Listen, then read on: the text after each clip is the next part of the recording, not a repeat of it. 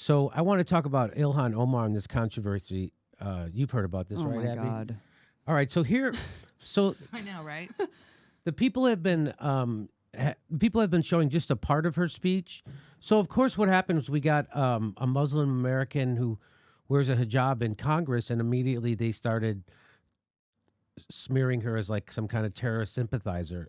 Of course, that's what happened, and of course, the Democrats are too big of are in bed with those people doing that to her, and so they're not supporting her like they should. It's disgusting to see. But here's what she said. I'll get so this will give you the full context of what she said, as opposed to that little clip that this was over a month ago that she said this, and so it's just making the rounds now. So here we go. It doesn't matter how good you are. If you one day find yourself in a school where other religions are talked about, but when Islam is mentioned, we are only talking about terrorists. And if you say something, you are sent to the principal's office. So to me, I say raise hell, make people uncomfortable. Because here's the truth. Here's the truth. Far too long, we have lived with the discomfort of being a second-class citizen. And frankly, I'm tired of it, and every single Muslim in this country should be tired of it.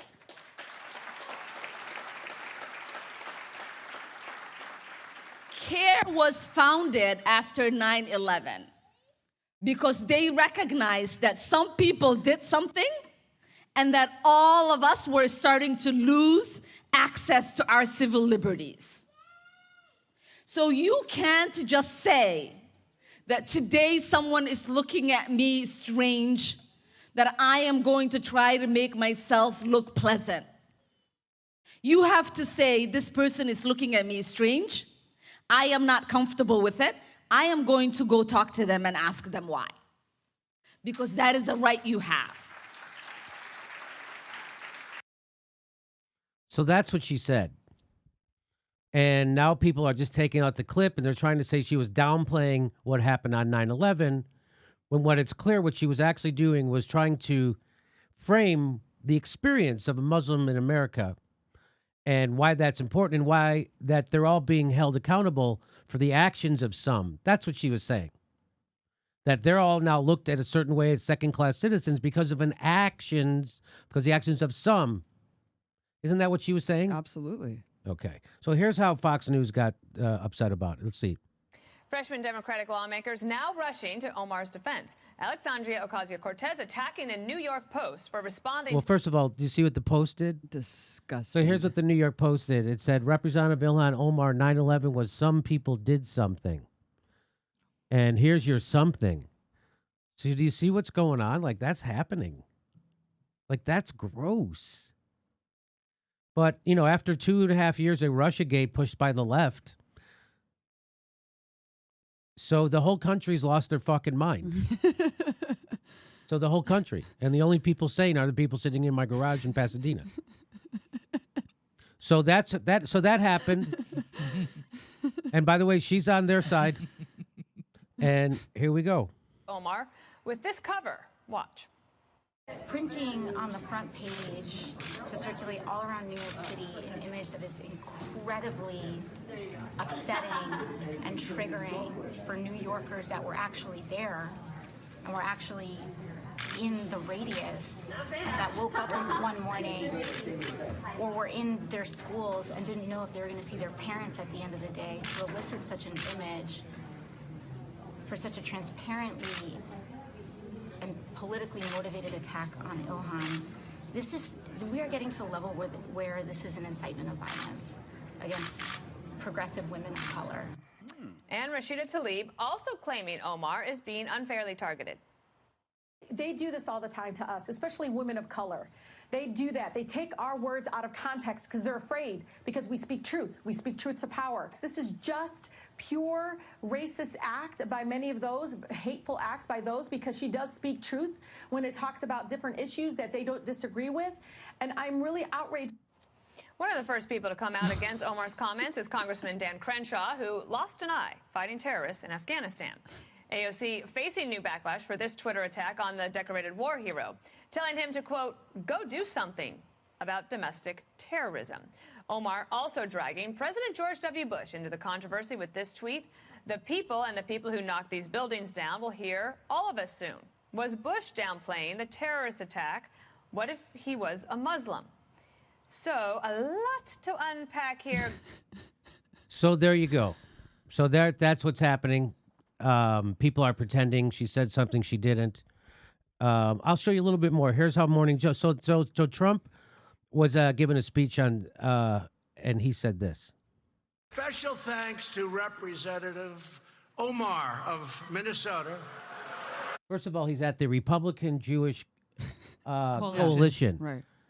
And he's going to do exactly what he seems to be castigating Ilhan Omar for. Watch this. Special thanks to Representative Omar of Minnesota.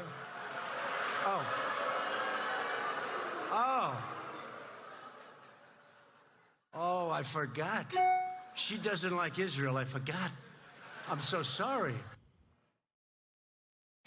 Those sarcastic comments from President Trump about Democratic Minnesota Congresswoman Ilhan Omar in front of a conservative Jewish group on Saturday came less than a day after a New York man was charged with threatening her life.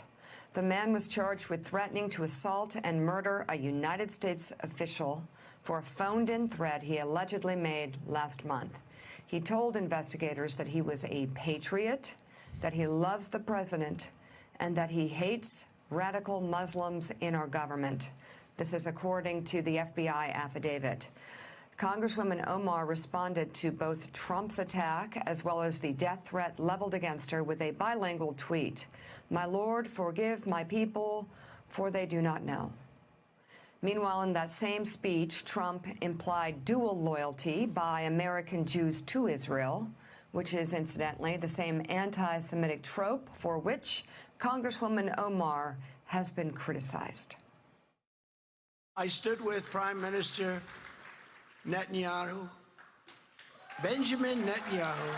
I stood with your Prime Minister at the White House to recognize Israeli sovereignty over the Golan Heights. The Golan Heights is something I've been hearing about for a long time. In response, the American Jewish Committee tweeted, quote, Mr. President, the Prime Minister of Israel is the leader of his or her country, not ours. Statements to the contrary from staunch friends or harsh critics feed bigotry. Joe. So did you catch what he said? Trump is talking to a bunch of Jewish people in America, and he says, you're Prime Minister. So that's and now they're upset about it. I just get scared watching this. It just seems so beyond, just far from who we are. Well, listen, it was like he was Mr. Magoo up there. No, I mean, he thinks he's a comedian, I think. No. When he says your Prime Minister, he's being bigoted. That is, again, the president who actually reveals himself to believe that Jews in America have dual loyalty, and if you are a Jew in the United States of America, that your Prime Minister must be Benjamin Netanyahu. That is wildly offensive. And again, it is the same sort of anti-Semitic trope that many Republicans were attacking Congresswoman Omar for. Mm-hmm. And Tom Nichols, feel free to talk about that, but also here's yet another example of the President of the United States inspiring his supporters to threaten politicians, to threaten members of the press, to threaten people on the president's enemies list. What about Julian Assange? What about that? Putting a journalist? He's not just threatening; they're actually arresting. Okay, so let me just get your reaction to this, Abby. My blood is boiling. That's my reaction. I mean, this is a fascist incitement to violence, as well as Trump tweeting out that video. Yeah, Trump tweeted out a video of spliced together of her words and the planes going into the building and stuff. I didn't show it, but that happened. It's pretty disturbing, Jimmy. I mean, Joe Scarborough was right. For the first time I've actually seen him talk, he was right. I mean, it is an anti-Semitic trope to actually conflate Judaism with Israel in any sense of the word. And so that is really good that they made that distinction and said this is anti-Semitic actually to say that Jewish people by default should not only support Israel, but then refer to Netanyahu as their prime minister. So after Trump tweeted out that video and all that stuff, Nancy Pelosi tweeted this out. She says, the memory of 9/11 is sacred ground, and any discussion of it must be done with reverence. The president shouldn't use the painful images of 9/11 for a political attack. So that misses the mark. Mm-hmm. Here's what Ian Higgins says. He says, a statement that implies once again that the central point of the attack is fair. The problem is in the delivery. Right. That's what Nancy Pelosi is saying. Yeah, we all agree Ilhan Omar's wrong. That's a good point he's making. But he shouldn't use 9/11 to... We should find another underhanded way to shit on Ilhan Omar. That's what Nancy Pelosi's saying, this right? mealy-mouthed, weak-ass comment from Nancy Pelosi epitomizes everything that's fucking wrong with the Democratic Party right there in a nutshell. Yep. This is the best she can do. This is the best you can muster Yes. when there is an entire party facilitating the murder of a sitting congressperson. Yep. Because she'd rather have Trump as president than Ilhan Omar fucking bugging her in the Congress. That's why. Because Ilhan Omar is way to the left of Nancy Pelosi, and she's much more comfortable working with Trump than she is with Ilhan Omar. That's why. And I liked how you brought up that she is speaking about her experience as a Muslim. I mean, it would be the same as a Christian person saying, yeah, I mean, the Christchurch massacre or one of these massacres of Muslims that's happened in the last couple, years. If they said, yeah, some people did something there, and now we got all of our civil liberties taken away. Yeah. I mean, it's just so disingenuous, and it's also just shocking that here we are 20 years after 9/11, and it really feels like the Islamophobia is as bad, if not worse. That's because it makes a lot of money for the military-industrial complex. That's why, and and the same people fund the news media, and that's why we're living in what's happening right now. That's why we're bombing 8 different countries, turning Libya into a failed state. Half the country wants to go into Venezuela, and people hate Tulsi Gabbard for telling the truth about our wars. Of course, you tell the truth, you get in trouble. I found that out with Russiagate. Friend of the show, Jake Flores, says liberals went from she gets the hijab done to I will not defend Ilhan Omar from a death threat issued by the president in like 6 months. They need to keep delegitimizing and dehumanizing Muslims in order to maintain the military-industrial complex, in order to maintain the empire, and to have her in Congress is a thorn in their fucking side that blows that out of the water. Remember all that bullshit lip service they gave all the women when they came in Congress? Oh, except the ones progressive. Oh, isn't it great? Oh, she gets the hijab done. Hey, why don't you fucking stop it with the Israel criticism? What are you, a terrorist? Yeah, sit down and shut up. Yep, that's exactly what they're doing. Jordan Sheridan tweeted out, horrendous and indefensible response from Speaker Pelosi, allowing a Muslim congresswoman to be targeted by the president and failing to defend her by name is the epitome of cowardness. But guess what? Trump gives Pelosi farewell kiss on the cheek after Capitol visit. No more. There you go. No more of this. No more of this. No more of that. Now Instead, it's mwah, mwah, okay. mwah. There you go. I wouldn't. Okay, don't grab me by my my Oh my God! I wonder if he's got right now. She's going my Watch it. So here's Ken Klippenstein caught this, and he tweeted out, "Trump, we will never forget." Right. So that's from April 12th. That's from yesterday. So that's him trying to pile on Ilhan Omar. We'll never forget. Oh really? Yeah. Forgot. Oh really? I think you forgot.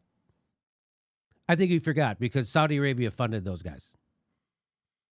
How many of the hijacked? Wasn't it 16 of the 18 or 18 of the 21? Of the 19, it was the overwhelming majority of the hijackers were from Saudi Arabia, and as was Osama bin Oh, Laden. yeah, and Bandar Bush, the charity that he was funneling money. I mean, they called him Bandar Bush. He was the one who was funneling money to the terrorists. So there you go. And honestly, Ilhan Omar was just attacked by Luis Mensch today by saying that's what you get for retweeting conspiracy theorists like Abby Martin. Because I said stuff about 9/11 in the past. The whole journalism She's just did a conspiracy theory for 3 Luis years. Mensch calling me a conspiracy I know, theorist. The I irony know. is rich, Jimmy. The I irony is know. rich. But really, one quick comment about Trump downplaying 9/11 himself. You heard about that clip on the morning of 9/11 that he called in and says, "Now my building's building's will be the tallest building." So tell people that again. I stepped Yeah, on it. I mean, he was on a radio show. This was like while the dust was just still in the air. I mean, it had been like hours. And he said, yeah, it was really tragic. He's like, but, you know, my building was the second biggest building next to the Twin Towers. And he's like, so it's kind of cool. He said something like that. Like, Yeah, I it's- remember hearing this. It's kind of great that my building is now going to be the tallest in Manhattan. He actually said that. Jared, can you Google that? Yeah, we got to hear that. Trump So brags. he was able to find something positive in that Trump day. brags about Fantastic. building He's just optimistic. tallest after 9/11. So here's what Ilhan Omar has said. Here's her most recent tweets from today. She says, this country was founded on the ideas of justice, of liberty, of the pursuit of happiness. But these core beliefs are under threat. Each and every day, we are under threat by an administration that would rather cage children than pass comprehensive immigration reform. An administration that would rather give billionaires tax breaks than provide a little cushion for working people. An administration that would rather attack fellow Americans who are transgender and wear our country's uniform than fight for equality and opportunity for all. I did not run for Congress to be silent. I did not run for Congress to sit on the sidelines. I ran because I believed it was time to restore moral clarity and courage to Congress, to fight and to defend our democracy. No one person, no matter how corrupt, inept, or vicious, can threaten my unwavering love for America.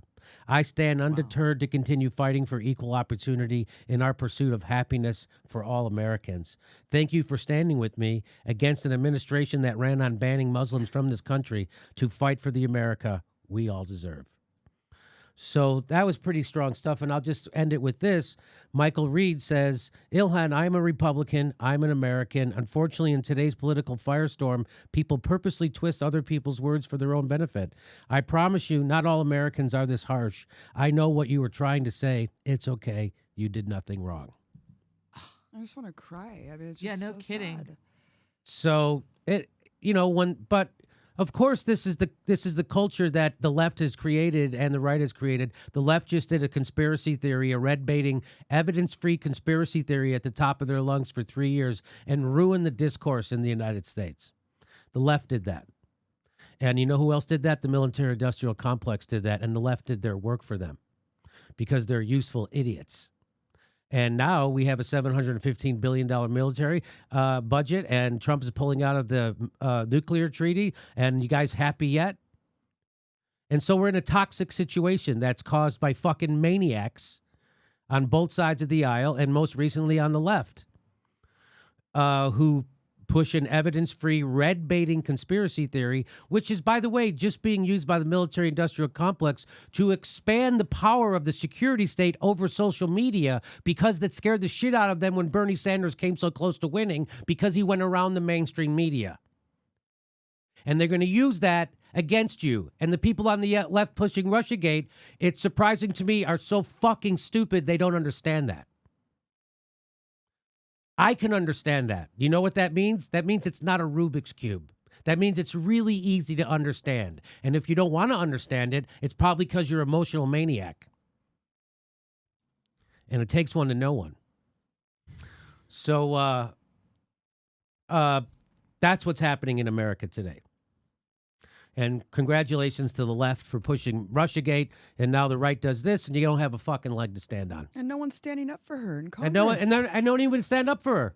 The same motherfuckers. It's amazing, right? Go ahead. I'm sorry. No, I mean, that's it. I mean, and to your point, Russiagate, there is no mea culpa moment with the media. They No. won. They won at the end of the day. Not only can they reassert themselves as right and double down and just twist you didn't read the full report. And then when the full report comes out, so now you trust the DOJ? No, you guys fucking trusted the DOJ. Yes. But aside from that, they're the ones who became the official arbitrators of truth. They're the ones who collaborated with the military-industrial complex, the Yes. intelligence security state, to censor alternative media. They won at the end of the day. Yes, you're correct. You're damn right. The whole point of Russiagate.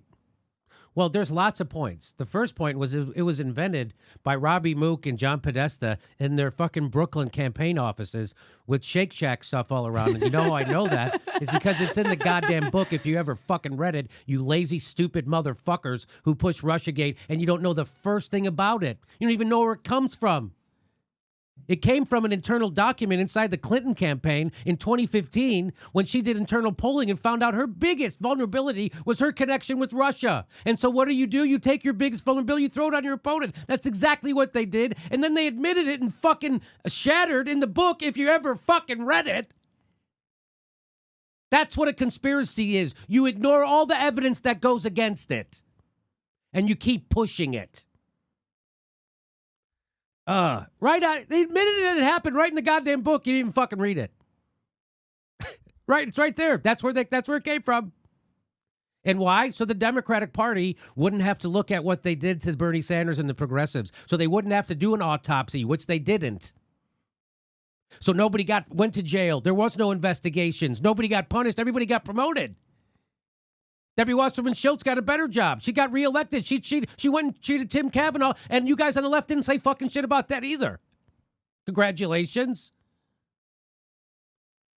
It's a frustrating time to be a dumb jagoff nightclub comedian doing journalism way better than every fucking journalist I've met except for 5. And this is your profession? This is what you do for a living, and you push Russiagate for 3 years, breathlessly, repeating uncritically FBI reports and CIA reports, uncritically report, and I'm debunking them? Me! I was debunking them in real fucking time. And this is what you do for a fucking living? If you had shame, you would kill yourself, but you don't. But they don't have shame. They don't have shame. They have that part of their brain that's missing. You see them all, they're still going. Yeah. Yeah.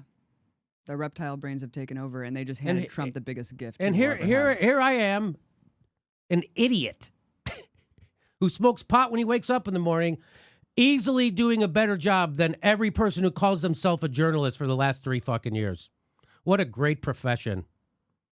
You're all a bunch of sycophantic fucking emotional maniacs. But the only difference is that, and I am too, takes one to know one. I didn't let my emotions and my hatred for Trump turn my news into a shit show for the last 3 years. Yeah, you covered real issues. I was able to, sometimes I was able to interview people like Bill Binney and John Kiriakou and Abby Martin and Max Blumenthal and Aaron Mattei without,